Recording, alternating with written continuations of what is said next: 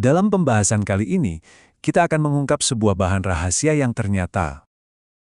Pernah kepikiran nggak, apa sih benang merah antara mobil listrik, turbin angin raksasa, dan bahkan smartphone yang ada di genggaman Anda?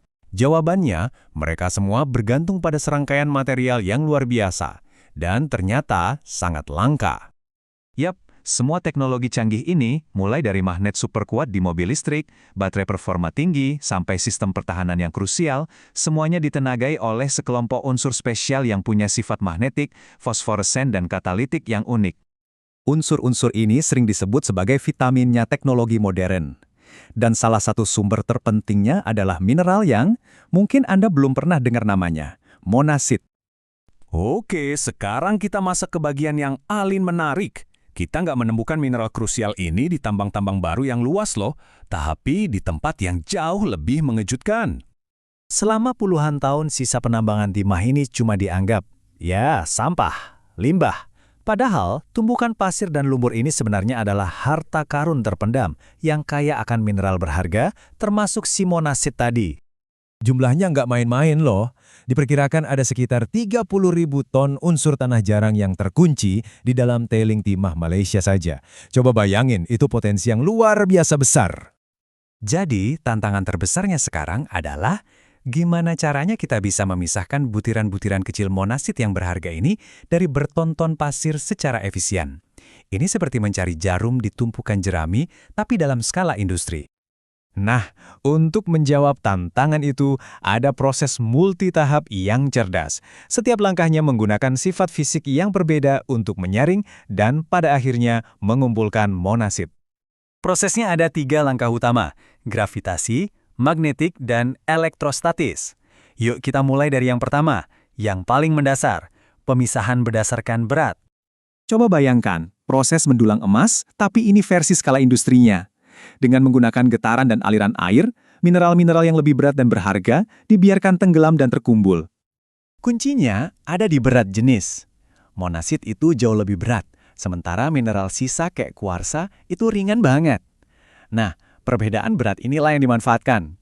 Mineral yang ringan bakal hanyut terbawa air, sementara monasit yang berat akan tertinggal. Simple, tapi efektif. Oke, lanjut ke langkah kedua. Nah, yang menarik di sini adalah kita bukannya mencari material yang nempel kuat ke magnet. Justru sebaliknya, kita mencari mineral yang sifat magnetiknya lemah atau biasa disebut paramagnetik. Jadi, dengan mengatur kekuatan medan magnet secara super presisi, para insinyur bisa memancing mineral-mineral paramagnetik seperti monasit untuk terpisah dari mineral non-magnetik lainnya. Keren kan? Langkah terakhir ini konsepnya mirip banget sama listrik statis yang bikin balon bisa nempel di rambut kita setelah digosok-gosok. Di sini, partikel-partikel mineral diberi muatan listrik. Monasit yang sifatnya non-konduktor akan menempel di drum yang berputar, sementara mineral lain yang konduktor akan langsung jatuh. Ini contoh brilian bagaimana prinsip fisika sederhana bisa dipakai untuk pemurnian mineral berteknologi tinggi. Jadi, bisa kita lihat ya, setiap metode itu punya plus minusnya sendiri. Makanya, nggak bisa cuma pakai satu cara. Ketiganya harus digabungkan secara berurutan, kayak satu tim yang solid, untuk mendapatkan monasit yang paling murni. Pertanyaannya sekarang, kenapa kita harus repot-repot melakukan semua ini cuma untuk segenggam pasir? Jawabannya, karena pasir inilah yang menjadi bahan bakar utama untuk transisi ke energi hijau. Lihat angka ini, 700%.